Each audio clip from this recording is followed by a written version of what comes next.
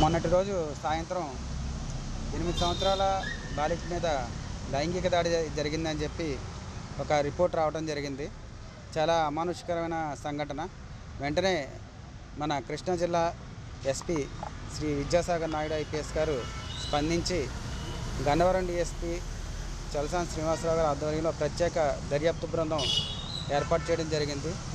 దర్యాప్తులో తెలియని విషయాలు ఏంటంటే బాలిక యొక్క మేనమామ వరుస అయ్యే చాన్ భాష అనే 30 సంవత్సరాల వ్యక్తి ఆ పాపని బెదిరించి వినాయక చవితి దగ్గర నుండి కూడా పలుమార్లు అత్యాచారానికి పాల్పడ్డాడని, అలానే ఇంట్లో చెప్తే చాకుతో పొడుస్తానని చెప్పి బెదిరించాడని చెప్పి ఆ దర్యాప్తులో తేలిన సంగతులు.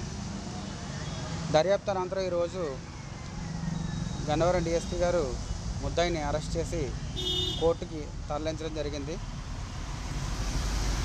ఈ దర్యాప్తులో తేలిన విషయాలను బట్టి ప్రతి ఆడపిల్ల తల్లి తండ్రి కూడా వాళ్ళ ప్రవర్తన విషయంలోనూ వాళ్ళు ఎక్కడ తిరుగుతున్నారు ఏం చేస్తున్నారనే విషయంలో చాలా జాగ్రత్తలు తీసుకోవాలని చెప్పి తెలియజేయడం జరుగుతుంది.